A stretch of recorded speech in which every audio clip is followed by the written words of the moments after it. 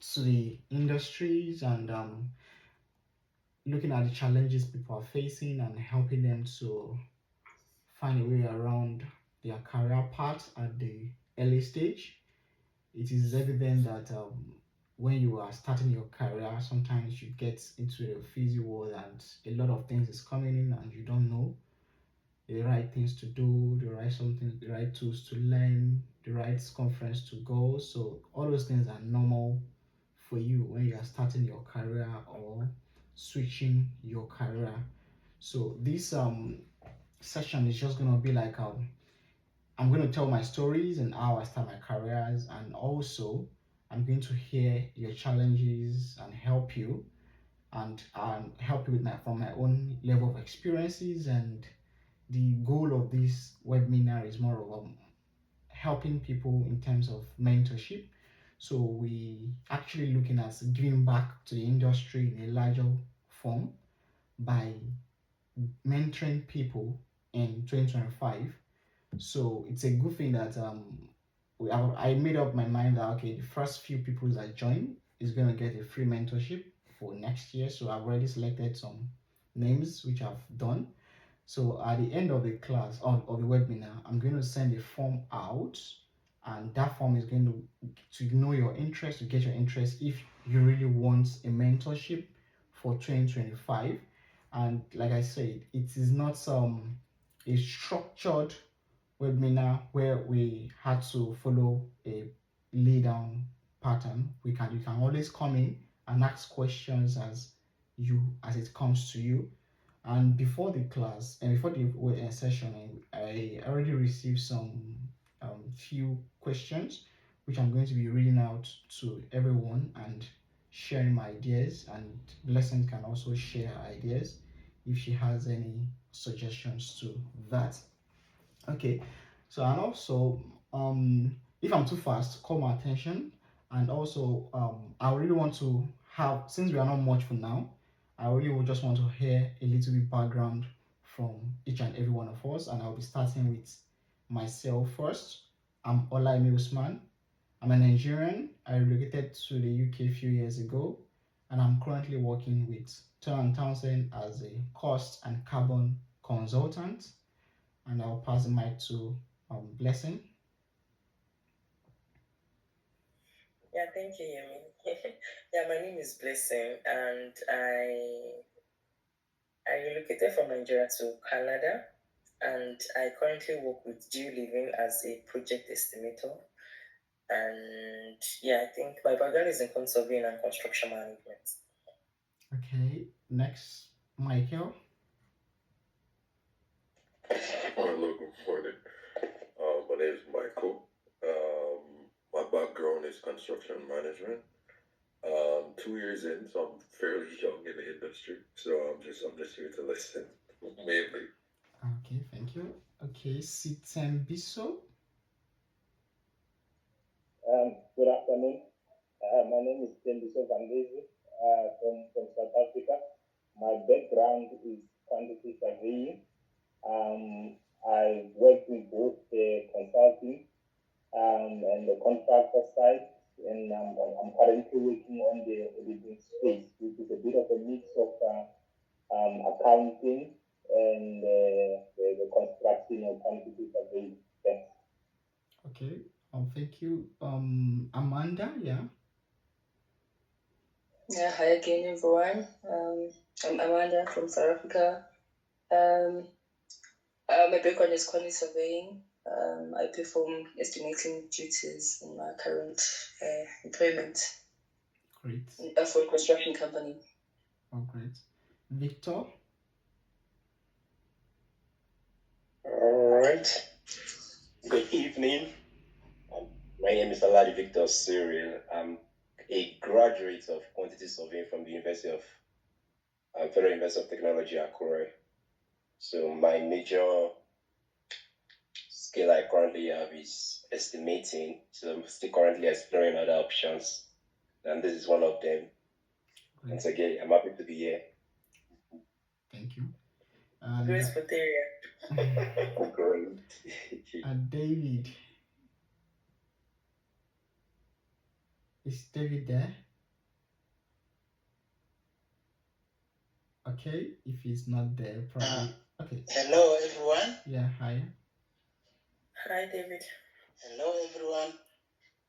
Yes, I'm Aliguma David from Uganda, currently a final year student of quantity surveying, soon doing my final semester exams. So I'm just glad to be here and I would like to learn more from this platform. Okay. Thank you. Thank you so much for all the introductions. I do appreciate, and it's very brilliant that we come from a diverse background and country, and it's going to bring more of diversity within the session. So I will just start by talking about my story, how I joined into the industry. So actually, I have a bachelor's degree in QSing, and during my bachelor's degree, I've been passionate about quantity surveying, and I've not been passionate about traditional quantity surveying from bachelor's degree.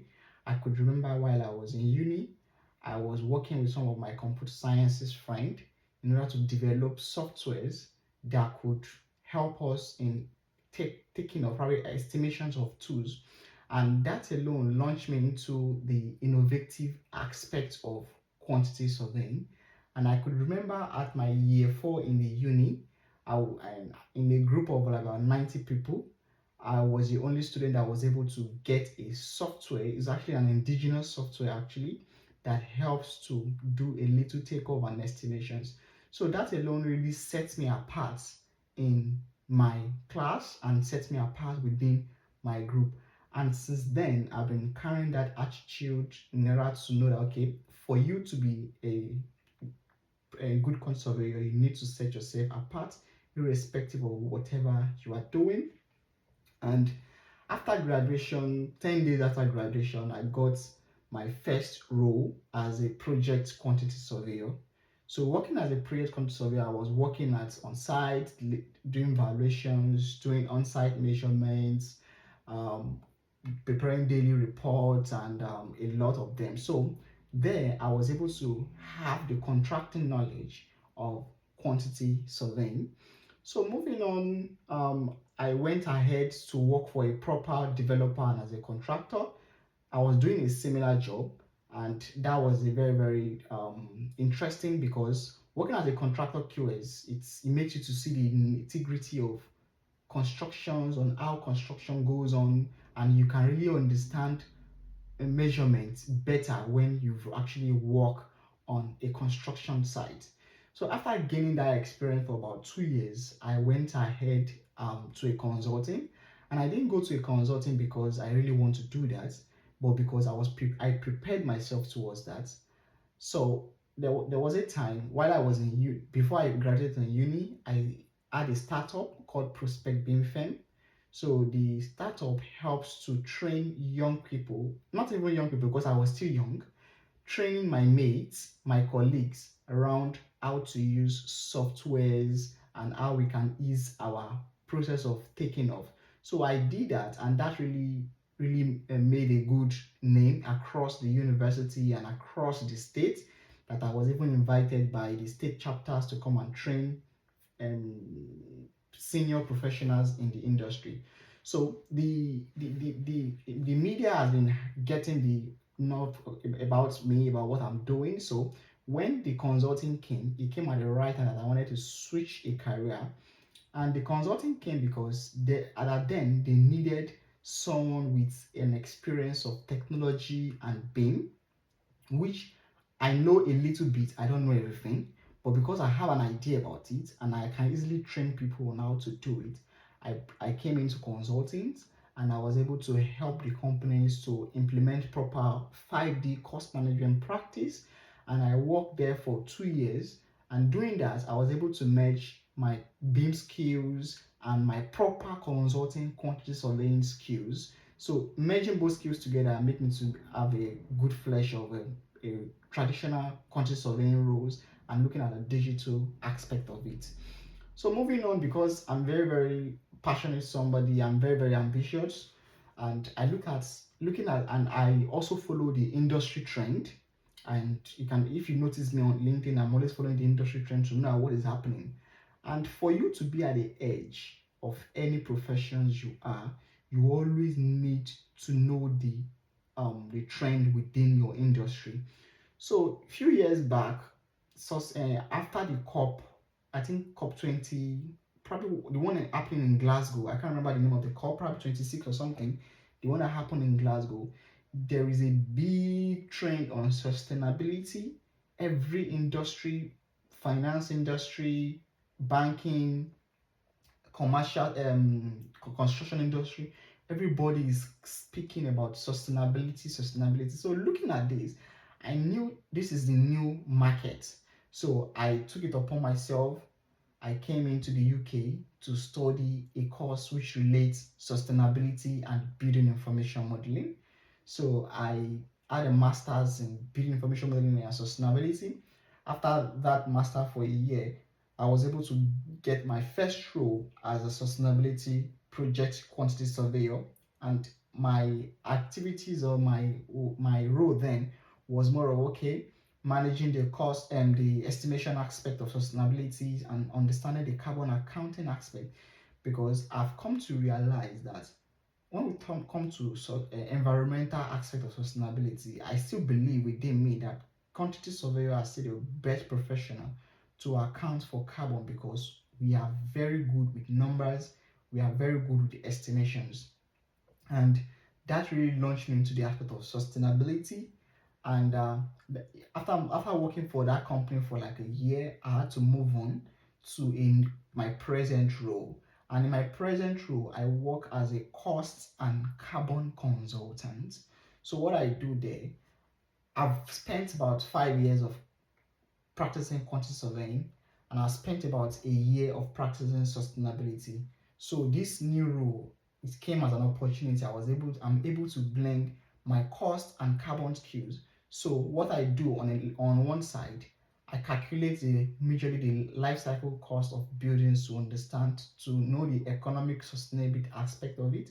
And on the other wing, I calculate the environmental impact of sustainability, because we all know that when it comes to sustainability, you have three pillars. You have the environmental sustainability, economic sustainability, and the social sustainability. So now imagine you as a professional having those knowledge, because automatically as a QS, we understand life cycle cost, and that's automatically you are looking at the environment and the economic aspect. But look at now, if you are now a big person talking about the environmental aspect, because that is the major thing.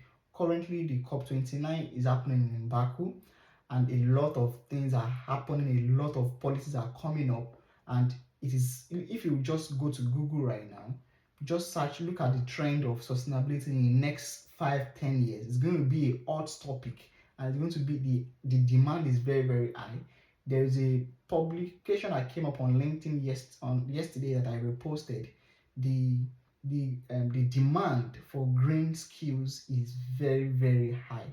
So there is a need for people to start thinking in that directions, because nobody, you will never see me saying that quantity surveying skills will fade away. It's never possible. But the truth is that a quantity surveyor that does not partner him or herself with the trend as sustainability and BIM might fade away. So there is a need for us to start thinking in that direction. So that's the background about me. But I just want to quickly talk about the key statistics about quantity surveying when we look at it in the world wide. Global demand, QS in the global market is a hot market. So if you are in a quantity surveyor, thank your stars, because if you're a quantity surveyor, thank your stars, because you are in the right profession for, because it's a global skills that everybody needs. Because you might like Denike said earlier on, as a consul, you're working in Africa, you can easily go to Canada, go to UK, go to US, you will still functions, because the practice still remains the same, but little adjustment. But as long as you know the basics, you can always maneuver your ways. And looking at salary growth, as a quantity surveyor, with the UK market, the salary of a quantity surveyor is very, very good. So, and I'm very sure that looking at the US, it is projected as at this year that the approximate salary of a quantity surveyor in the US is about $71,000 per year. and this is projected to grow 3% annually. So why since we have these skills, why can't we expand our knowledge and make us a global person? And also, looking at the trend in the industry right now, everybody is talking about data centers, renewable energies, and life science. So these are the new trend that is coming up. So as a quant surveyor, we need to start looking at how can we partner in this aspect. Data center is not a big deal. Okay, look at project that you can work on data centers, and looking at the climate change as a whole right now, Africa is still facing some part of it. So looking at that, we need to start thinking what are the renewable energy options to do, and the person to do that, to give the cost impact, is the QS, because the client is interested majorly in cost. So, okay, how am I going to reduce costs? What are the best alternative in the long term after 10, 20 years is what is going to be the ROI. And so we need to start thinking in that direction. So looking at the quant surveyor in the global standard right now, looking at the regional opportunities, I'm very, very sure we are aware of the Middle East right now. They are fast growing, and every day a quant surveyor's roles is always coming out there because everybody wants to know how to maximize their profit and what minimize loss. And we are the best person because we have the basic skills of valuation, financial statements, estimations. We have those basic skills because we can only break a building down into pieces and make it in put numbers towards it, so the client can have an holistic knowledge of how to do all this. And so the demand of QS is very, very important. So for you to be a future ready QS, you need to know, okay, what are the future skills or what are the present skills that can help me in order to meet with the future demands. So interest of technology is there, the AI is there. I was speaking to a friend recently. I've come across his new AI that is helping me on my daily job. There's no day, it's just like Google to me right now. It's like Google to me right now. There's no day. I'm always there to query some things, to get some insights, to help me in some calculations. So, like, there was an argument that AI will take up your job. I was just saying that it's not possible because when internet came, people with dictionaries will be like, internet will not last, it's going to take up a lot of jobs. But the internet integrated dictionary. There's no need for people to go back to the dictionary and check something. You can just Google some things and get it out. This is the same thing like AI. AI can never take up your job as long as you know how to use it effectively. It can never. But if you say that, okay, because AI is going to be take up your job, you're not learning, automatically in the next 5 years you're going to be out of the industry because you don't know what is happening. People get things faster. I was most times right now, if I'm in a meetings, I always find it difficult to get everything that people are saying. Probably I want to prepare a report, but right now I have AI that I'm with the meeting with the AI. At the end of the meetings, document everything, give me the guidelines of what and what was said, what and what I need to watch out for. So it reduces my stress and improve my performance and productivity in the long run. So we need to start looking at how we can integrate AI and digital technology to our approach as a quantity surveyor. AI can help you in order to know more about estimation. AI can help you to know more about how you can know more Excel functions.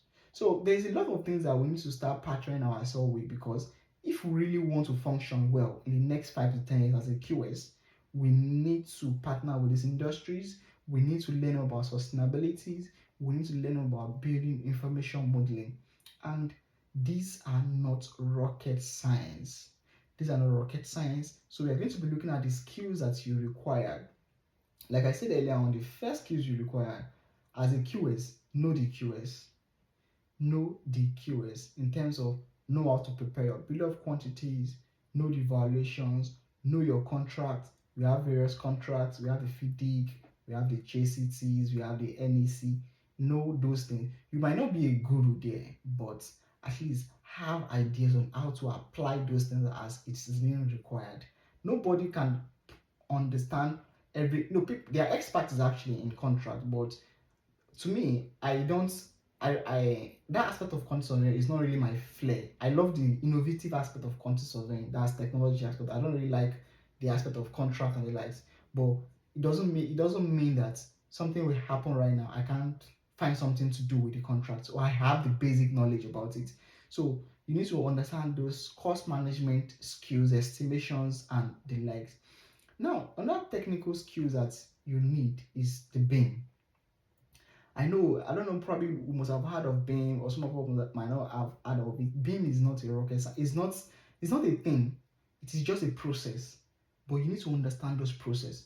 Just like you want to do your you want to prepare a bill, automatically you know that the first thing for you to get is to get your drawings. And you know, okay, when I get my drawings, it's the first thing for me to know is to build a query list. So these are processes. It is just similar to now. Look, let's take it now to BIM. So BIM is not now just for one person; it's for everybody. So BIM is more of a process and the informations contained in modules. So, and as a quantity surveyor, we have various dimensions of BIM. As a quantity surveyor, you can function in the fourth and the fifth dimensions of it. And right now, you can even function in the sixth dimension. That's what I'm doing currently, because the fourth dimension is more of in your for you to integrate your modules with um, time, and that is as a quantity surveyor you can function with project managers. You can function as a project managers. And the fifth D is more of a costing, which is what we do. But how can you integrate your models to cost estimation? That's what makes you working in a five dimensions environment. 6D is more of sustainability. This is what I'm doing right now. So looking at from my own story right now, I've practiced as a conservator. I've worked in a 5D BIM environment. I've worked in a 4D BIM environment through trainings, and currently I'm working in a 6D in terms of integrating sustainability to my approach. So that gives me like an all-round knowledge around this major trend of conservation. I was speaking to a director this week.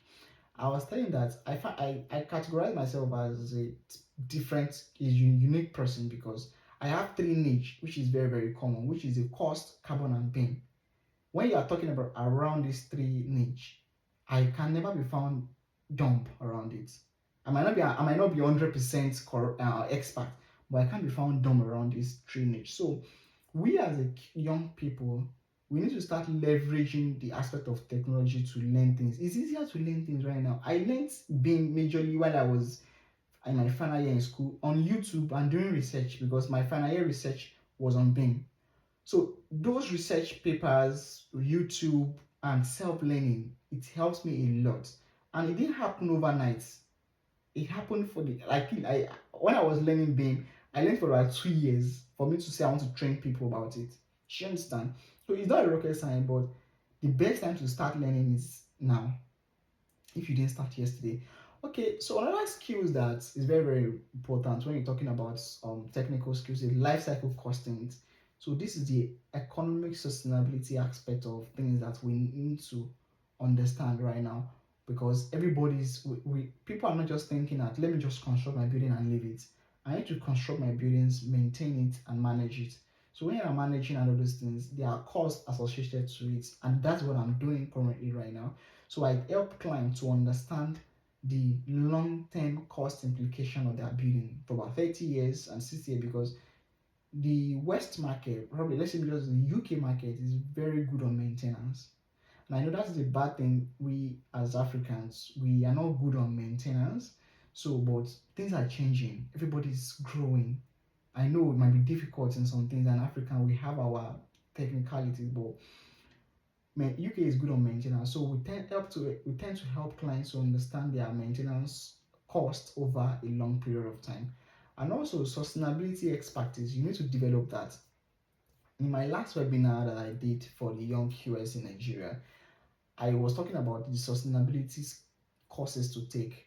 There are free courses, there are paid courses, and you need to understand that you are responsible for your professional development. People might support you along the line. Earlier this year, I paid a huge cost of money to become a BRIAM associate.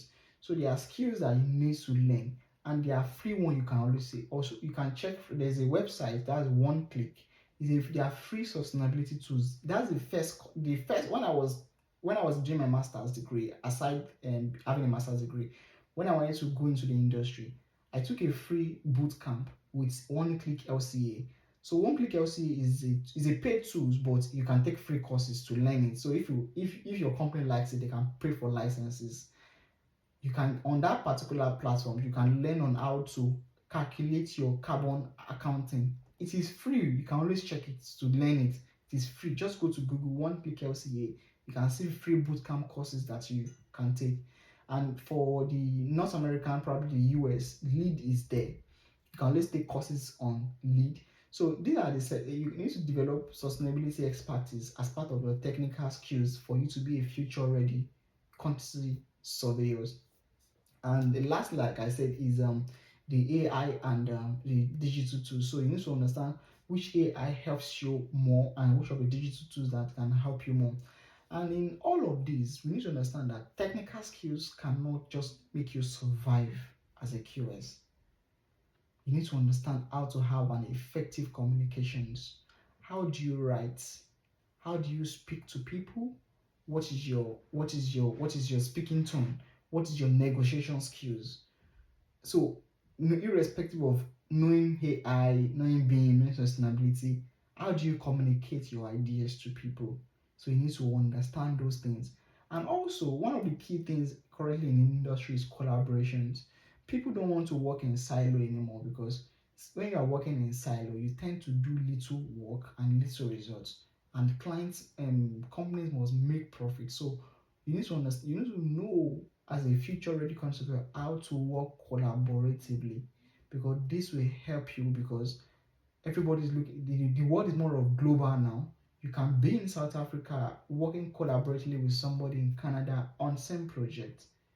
Currently, some of our clients right now, they are Singaporean people. We work with them collaboratively. So as a QS, you need to know how to do that, work collaboratively and communicate your idea effectively. So communication skills is one thing that can take you anywhere. Right now, one of my goals this year was building my communication skills. So you can see me on LinkedIn. I go to this seminar, and when these conferences I talk.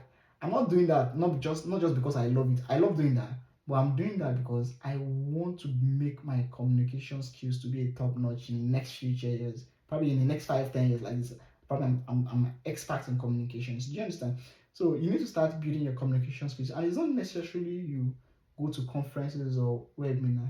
You can start by a video recording yourself, or speak to two or three people within your company and give a little presentation or present about yourself. You know much about yourself. You can give a presentation about yourself. So you need to know how to develop a communication skills when you're as a future ready QS. And also, if you want to be a future ready QS, you need to understand global awareness. Like, you need to understand what is happening in the current market. I know some of us are South African. We shouldn't limit all our ideas, all our knowledge to be just in South Africa. No, we can know what is happening in Nigeria. We can know what is happening in Kenya. I can remember there was a new project. There's a new net zero project going on in Kenya right now. We need to know what is happening, because that will make us to understand what is happening in the global market. You can understand what is happening in South America or something like that. So we need to have global knowledge about trend of the industries. And aside understanding those projects, you need to understand what are the top softwares, or what are the top skills people are learning outside there. You see me, I can just see something on LinkedIn right now. I will look at what the person posts, and I'll go to that person profile. I'll look at, okay, what is on this person profile that makes him so special? Okay, what can I do to improve myself? Do you understand? So you shouldn't. People see me like that, and they'll say that you are perfect. I'm not, because I still look up to some people to learn how they are building their brands, their personal brands. I go to some profile, just check what are the certification courses that they have taken. What can I take? Right now, I was discussing with my manager a few days ago. I was like, I just see myself being an expert in innovation and sustainability, and adding a course as an icing on the cake because there is always a cost impact of every sustainability initiative. Do you understand? And I went to a LinkedIn. There are techniques and tricks you can use on LinkedIn to get you what you actually require. So it's an assignment if you really want to develop yourself. So you can just go to on Google and just search for technique and trick and techniques on how to get your exact search from LinkedIn. So I do that a lot and I look at what people are doing to know what I can do to improve myself on a daily basis. So these are the things that you can also use. And finally, as in the professional world, for you to grow, you need to have a certification that is being recognized. I understand for Nigeria, we have a Nigerian Institute of Quality Surveyor.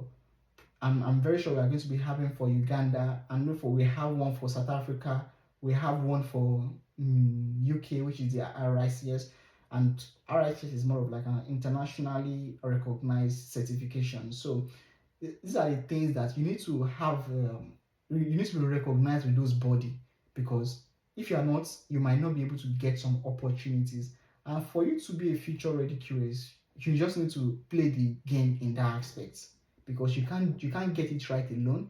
You can't get it right with okay, I'm going to except you want to have your own QS company. And for you to have your own QS company, you still need to be recognized because no government or no serious government or no serious private enterprise will give you a job if you are not international, if you are not recognized by the body within your locality.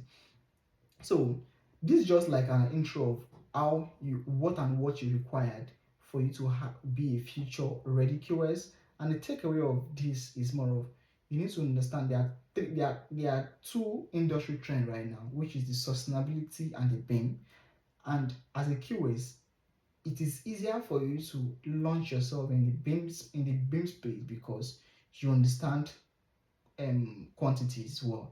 And it's easier for you to launch yourself in a sustainability space because you understand quantities more. You see, understanding the quantities of an entity is the greatest gift as a quantity surveyor. Most people might not really understand that.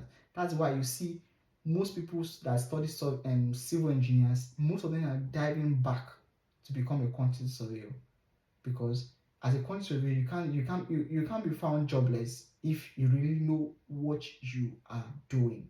The QS market is growing globally and you as a person you need to partner yourself to be recognized globally. And I always tell people I'm not rich right now. That's why you can see me shouting on LinkedIn. Probably when I'm rich like Elon Musk or Jeff Bezos, I'll just be cool, take my money around. But I'm not rich. So if you know that you are not rich, please put yourself in the media, except there's an exceptional cases. If you if you know that okay, you need to grow in your career, put yourself in the media. One of the media you can put yourself literally is LinkedIn. LinkedIn has transformed my career that I've been there for the past. I think I joined LinkedIn in 2018. In 2018, yeah. And since then, it has pivoted my career so high that I know that okay, there is a big influence on this particular platform. I need people to help me. I need to shout. If I finish a project, like I always post it. At some quarters, I will generate. Okay, this is the number of projects I've done. This is what I've learned. I always do that because you don't know who is watching you, so you need to always present yourself in a very very top notch for you to be recognized and future ready QS. So this is just a little presentations, and I know we have some questions, and I'm going to be reading out some of the questions I got earlier on, and after that, I'm going to be sharing, open the floor for everyone to ask their questions. And don't forget, if you stay before at the end of the call, I'm going to send a link out because I'm looking at having a mentorship program next year. So this is just for you to fill in, and I'll get your insights and to know if we can help you in terms of mentorship for 2025. Okay, thank you once again. So I will start by reading the first question we got during the registration. Okay, so the first question here was that what advice will you give a quantity surveyor who wants to study environmental, social, economic consideration in sustainable public procurement? Am I right, Kiesade Kemi. Oh, I think you are muted. Yeah, that's the question. Okay, so these questions, like I said, is a part of my presentation right now. If you want to study, if you okay, you want to study, the best place to study is either you go to the structured training and going to the university doing a master's just like I've done. I did a bachelor's for QS 5 years.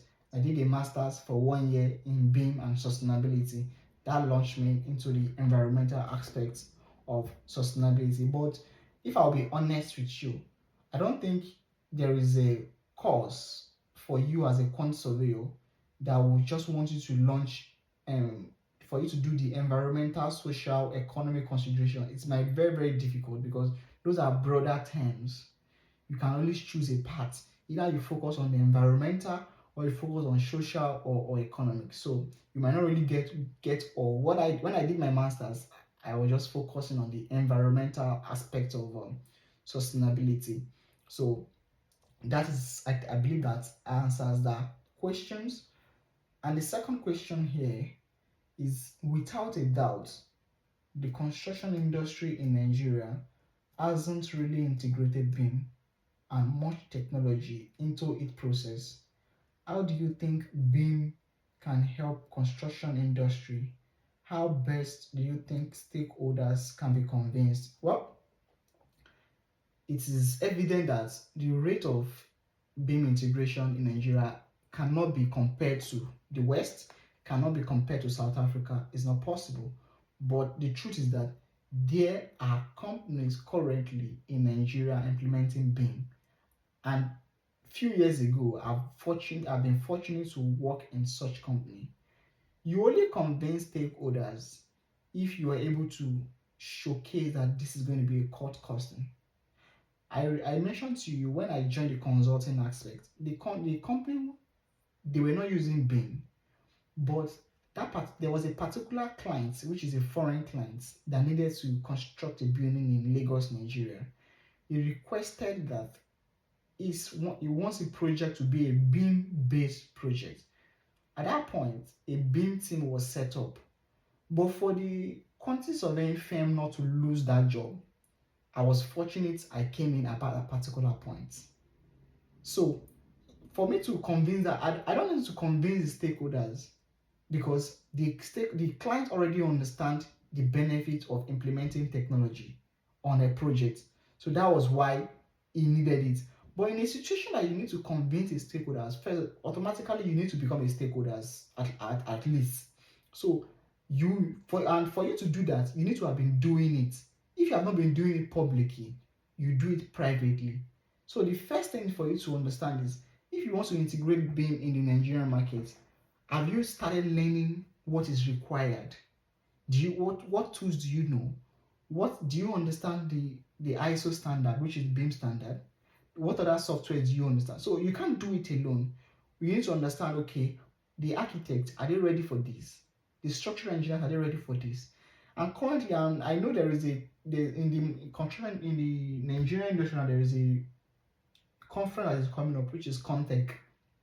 So there, I'm very sure clients and employers will be part of that conferences. Everybody will be convinced because you can't beat technology. You can only partner with technology. You can't beat technology. There's nothing you want to do around it. So the Nigerian industry is evident that it's not there yet, but people are actually doing it, and it's left for you to partner with them and understand what they are doing for you to be efficient.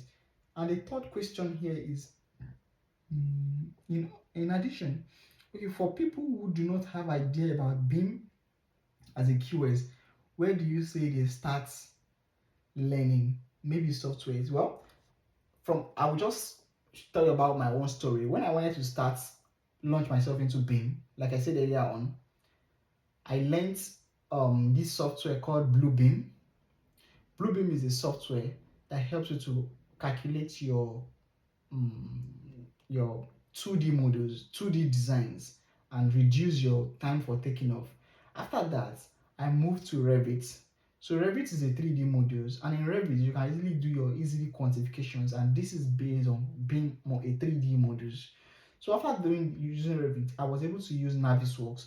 Navisworks is similar, is an Autodesk product as well, so it's similar, but I prefer Navisworks than Revit because in Navisworks, it can easily break my my project into different work breakdown structures and export it to Excel and integrate it to my bill of quantity format. And also, I also use Costex. So I think Costex is one of the widely used softwares out there. So Costex, it can easily it works like it's integration of Bluebeam and Navisworks. You can easily work on 2D, you can easily work on 3D. So if you do that, that is just the software aspect of it. You need to know the process aspect of it. You need to that I did that by carrying out I have a paper on integration of BIM with 5D. You can always check on ResearchGate, search my name. I have an industry recognized paper. So these are ways I launched myself into that space. I didn't just wake up and say, okay, I want to be there and I'm there. No, there are processes, and this took me some years to do. But the best time to start is now. So if you want to start now, know how to use those softwares. They are free and paid softwares. Autodesk is, if you're a student, you can always get Autodesk for free for 1 year, free for 1 year. And read more research on, read more papers and watch, especially YouTube. There is a YouTube video that I was watching there. I think it's B1M. It's launched me more into the aspect of building information modeling. Watch YouTube videos, dedicate yourself. And I could remember one of the crazy experience was I did in 2019. There was a guy, he's an architect. I was a QS. So in order for me to even practice, there was no project. There was no BIM real life project then. What I did then, I asked him, I pleaded with him that he should design a simple model for me, make it more information rich, send it to me through a collaborative platform. I will do the takeoff. I will send it back to him just for me to immerse myself in that space. This was not a real project, but it was just a demo project that I was doing. And that experience made me to realize that, okay, you've already practiced this. So if it comes in a real life, you can always get it done. So these are ways that I did my own. These are my own pathway. It might be different from goal, but it should be similar because we are looking at the same goal. Okay, the fourth question here is how to transform from traditional QS to BIM. I'm looking for a pathway which can kindly pathway and kindly mention the softwares which are most important. So I think this is similar to what I've said earlier on, like the software that I've used. There are a lot, and there is one currently. I think is Plan Swift. Yeah, but Plan Swift, I can't really say Plan Swift BIM software. Is majorly a takeoff software right now. So that I think that answers that questions. And the next one here is what are the methods a surveyors can prioritize to manage multiple projects? This question is more of like a time management tool. So what I do when I was managing, because I can remember when I was working as a project QA, I was managing like 5 projects at a time. So I know that it might be very, very tedious sometimes. But the easiest tool to use, if you have any time management to use it, but the easiest tool I use is more of like I put everything in a Excel. I put the name of the project and the timeline there, and I use a color coding processes. So using the color coding processes make me to know the status of my project. So time management it varies, and since then actually evolve in terms of managing projects work. If I'm working on a project right now, I know we are easily distracted with the social media and the likes. I have like a software on my phone. The one is called Opal, OPAL. So I set like a break time for myself, and I integrate that to a technique called Tomodoro techniques. So doing that, I have a break time and I have a work time. So doing that, I can easily manage my time and manage my projects as a whole. And you need to understand that for you to manage your large project, you need to understand to manage a little bit of it first. So that's the last, and I think the last question here says, how best can I improve my career skills as a QS? What are the future trends? Like I said earlier on, the future trend currently, as long as the next 5, 10 years, as long as I'm concerned, next 5, 10 years, the trend is still technology beam as a quantity surveyor, and sustainability, which is a carbon accounting. Like I said, sustainability is very, very wide. You can't do everything in sustainability. You can't do social, economic, and environmental. No, you need to pick a niche. And under environmental, there's still breakdown. There are still bit of it. You can't do everything. You can just pick a niche and master it. So the niche I have picked is the carbon accounting, and I didn't pick it because I love it like that. I pick it because it's a trend, and I pick it because that's where the market is focused. If the market focused on another thing again, I'm very, very dynamic when it comes to career, because you shouldn't be static in your career. You should be dynamic. You're able to understand, okay, what is happening next, and how can you have a career shift at that particular point, because the goal is for you to live an impactful life. You can't just believe that, okay, what you've learned should last you for 10 years. With the advent of technology right now, what you learned last year might not be effective again this year. So we need to understand that aspect. And the last question, okay, yeah, I think that's the last question from what we got. So I'll open the floor now. If you have some more questions, you can ask me, and for the best of my knowledge, I will answer, and blessing also will help. Thank you. Yeah, thank you so much. Thank you for sharing your deep knowledge with us. It's always been a great time having you on the platform. So I'm sure that we've enjoyed a few things. We've got to know a few things. And I would leave the floor now to us. If you have any question, please, you can raise up your hand so that it will be coordinated. Just let me know if you want to ask any question regarding sustainability, how to best position yourself for industry, for your professional growth in the industry, how to make yourself relevant in the industry. So please, the floor is open, and we would like to take your question. I've not seen anybody's hand raised yet, so I'm waiting for us. Or don't we have questions? We don't have questions, right? Okay, I think I have one. Okay, so Michael, you can go. I need to ask you a question. Hey again. You answered majority of my questions. That's why I didn't really have one. But for me though, Jamaica doesn't really have, like, in terms of majority of the construction projects that I've seen anyway, they don't utilize BIM as frequently as I thought they would. Because I've been to Canada in the summer, and I didn't realize how popular BIM was until I went there. So when coming back, and I went back into it, and I realized I wanted to be like on the forefront of it, because at our university at UTech in Jamaica, they have BIM, but it's mostly for the civil engineers, mechanical engineers, those type of students, not the construction management or the QS students. I was wondering what certifications or what training I could possibly do to introduce myself to it, and then look for certification like afterwards. Yeah, so Yemi, you want to answer that, or you want us to collect all the questions? Well, when it comes to certifications for BIM, as for me, what I did earlier on, aside the research aspect, I think the first professional course I took was from RICS. So RICS, there's a BIM foundational course that you can take. It's free, and from there you can go for the paid one. After that time, I took loads of course on Udemy. I took loads of course on Udemy, and I also took loads of course on Coursera. Then that was, I think, 5 years, 6 years ago.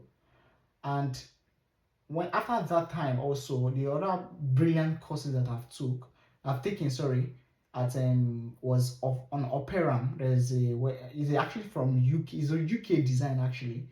It's called Operam. So there are loads of places you can take certification course. But if you want to start, first of all, go to RICS, go to Udemy and Coursera. You can always get free courses there. Thank you for that. And Mike, I would also like to add that, see, a lot of us are saying Africans have not adopted being, you will be the one in the forefront. And as Amy said, that we are shouting on LinkedIn. The shout is not just because of money, the shout is because of our awareness. We are here today because you saw that we put out something on LinkedIn and we wanted you to come and hear what we have to say. So that's how information spreads. Of course, stakeholders may not be aware yet, but by our shout that this is important, this will save life, this will save the world, people are willing to listen. And once there is an awareness and there is a good communication, people are willing to try. At least you came for this meeting, you don't know what we wanted to say. We just promised that, okay, we are coming to talk about sustainability. And now you are here. And I'm sure you are getting value. So that's also it with all these countries that are not yet adopting some of these strategies that we in the outside world are seeing, and we feel that okay, the people at home too should know about it. Even if they have not adopted it, let them know about it. So it's very important that you just position yourself. Even don't be discouraged that probably your local country they are not encouraging you to learn. When they Exactly. need it, they'll come looking for you. Exactly. Like I said earlier on, when I got my first real life BIM project, there was no company that I was applying to go for BIM role. But because I was training people and I was talking about it on LinkedIn and then on Facebook, and they were able to, and I was invited for some conference, for some WhatsApp conferences then, and I always talk about it that okay, this is what I'm doing, this can help you to save costs. That's when some stakeholders saw it and invited me for an interview. And it wasn't, and I always say that interview was not, it wasn't like a chat. Okay, the day Yeah, I went there and I got the job the same day, and they were like, your seat is already ready. Do you understand? So we shouldn't wait for things to happen. We can always make things happen ourselves by practicing and showcasing that we can actually do it. So we shouldn't wait for the stakeholders sometimes. You do it, the stakeholders will invite you. Do you yeah, understand? You yeah. do it, stakeholders will invite you. Yeah, and because you are talking generally about career positioning, career advancement, sustainability, those are the core areas. LinkedIn is important. Learn to pull yourself out. Nobody will see you in the corner of your room if you don't talk about what you are doing. Secondly, regardless of the country you are, I'm like South Africans, you guys have loads of opportunities. I don't know how. I don't know why it is particular to you guys. I don't know, maybe the country is so big, but I know that the QS's rates, you guys have access to scholarships, you have access to bursary, because I have a lot of South Africans that I'm working with and also in my group. And I see opportunities that of jobs. I have a lot of them too on LinkedIn. So sometimes when I see these jobs, I post it on these groups. You guys should just position yourself. You can get a country like you can get picked from South Africa to another country to come and work for them. So Exactly. please don't limit yourself. Don't limit yourself as regards what is reigning in your own country, or maybe something is not adopted yet. No, you're opportune that some of us are here and we are seeing things that is being done. So position yourself so that opportunities can pick you out of wherever you are to better position you in a place you desire. So yeah, that's just my addition to that. Thank you. So secondly, do we have more questions? Like who is the second person that is asking a live question today? Please don't be shy. Don't be shy. You want me to start calling your names, right? To be asking one after the other. Do you have questions? Mr. Femi, I know you should have a question for us. Mr. Femi Akiton. Yeah, good afternoon now. Good Well, afternoon, it's sir. not much of a question. I think for me, it's just understanding um, how one can gradually get into this field. On a personal note, the work I do does not really involve being born again. It's trying to gather the knowledge that you never can tell where life will drift to. Just trying to expose myself to, basically preparing like QS has talked about extensively and yourself. Just trying to acquire the skills. So it's not that I have a particular question, but if I want to talk about references that has been made to Africa not being prepared, it's not exactly true.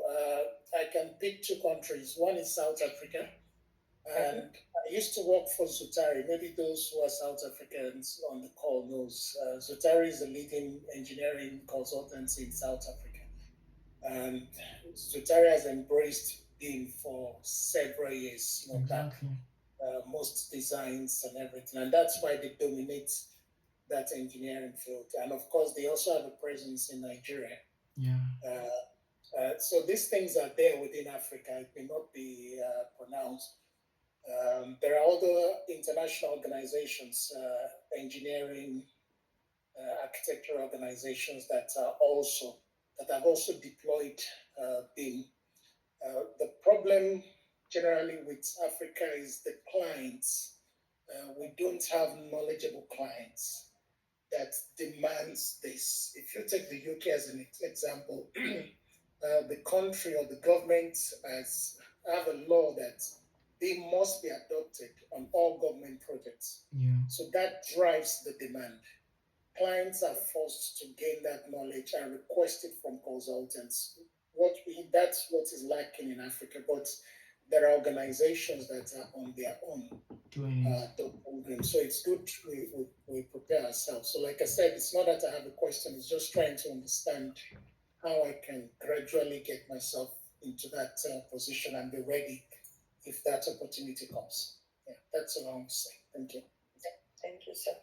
Yeah, thank you. As you've mentioned, there are people doing it, but the popularity might not be there, but there are people actually doing it, and like I said, my own story, it's a clear evidence for you to know. Thank you for that, sir. Yeah, I also would have to. You said you would like to know how. Like I know you've said it before. Maybe you joined late. You've actually because I think the main thing I picked from his discussion is how he can position himself to get some knowledge. Yeah, like I said, when it comes to knowledge, it's a personal decisions. And starting looking at my own story, I gained the knowledge first of all through research and through trainings and through implementation. So for you right now, you need to understand that okay, what are the things what are the trends that I need to look out for, I need to read. You need to understand the trend in the markets, in the industries, and if you're a QA that doesn't know how to use any softwares, you need to start learning how to use softwares. There are free softwares, there are paid softwares. One of the free softwares is like the Bluebeam, Revit, AutoCAD, and Navisworks, sorry. And one of the paid softwares is Cost X and the like. So you need to know the tools that is applicable to your daily routine. And I believe that you can start with the free tools first. And if you get that, you launch that, and you are getting more insights, more energized, you can also invite your organizations to get the paid one. So looking at when I started my career, I was looking using majorly using the student versions, and when I got the consultant role, I had to put a proposal out for the companies to get a real license, though it was expensive at first, but we've used it on various projects which we have gotten our return before I left that particular company. So I think that's a way you can actually launch yourself in that space. And the space of sustainability, you can always launch yourself through reading as well. You need to read articles. Also, if you want to go to a structured training, go to uni, that's like I have gone to. So these are different parts, but I think the best part is for, and also take courses. Like I said, there are free courses for sustainability. You can go to BRE websites, you can go to One Click LCA website. There are free courses there for you to get yourself launched in that space as well. Thank you. Yeah, thank you for that. So, Mr. Femi, you can always take courses to at least introduce you to the basics of the sustainability and green lifestyle. Then from there, you can now progress to maybe taking some paid training. I know school may not be an option for everyone, but Yeah. the most important thing is once you learn, try to see how you can implement. It's the experience that matters. In Canada here, the major, like the basic educational level required for most of their job is secondary school. That's not to discourage you from schooling, but I'm just saying that people prefer skills over school. So the most important thing is if you can use it, you probably get a market for it. So I think I have one more, and I think I saw somebody. Is it Oluwa Tobilova? I somebody raised hand the other time and dropped it. Okay, so what we want to take more questions if you have more. Do we have more questions from anyone? We're about rounding up, so please, do you have more questions? Okay. Nobody is indicating interest at the moment. Probably, well, if you do not have any questions, I will drop a link in the chat. If you are interested in mentorship for next year, you can always fill in the forms and we'll look at it together and we can work for 2025. And let me know if you've seen the link, and if you have not seen it, just let me know. It's there already. Okay, thank you. So if anyone needs, I'll post it on the picture. Okay, someone is raising up their hand. I think David Agumaya. Okay, you can go. You Yeah. can ask this question. Yeah, yes. Thank you so very much for this moment and presenting to us up to this time. As an upcoming fresh graduate, I would like some guidance on the minimum skills someone would really need to deal with. And another thing is, what could be the best master's course a QS could take from your own perspective of guidance? Okay, yeah, the basic skills, like as a quantity surveyor, is to know your cost management technical skills as a core. The cost, for example, you know how to do your measurements, your bill of quantities, your estimations, your valuations, your contracts. You know, those are the basic skills you need as a quantity surveyors for you to survive in the next few years. And some more advanced skills, you need to know how to do carbon accounting.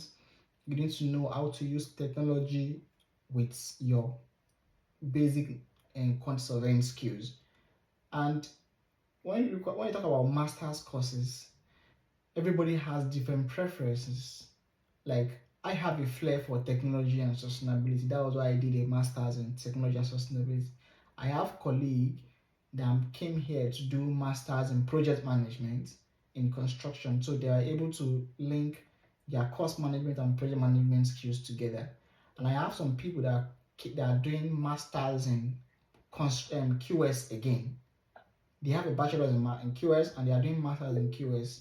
So you can always look at a way whereby it interests you for you to do a master's degree. But the basic, as long as you have the basic knowledge of QS, you can always revolve around any masters within construction and a construction industry, as long as it relates with your quantity surveying background, even if it is being sustainability or QSing or project management.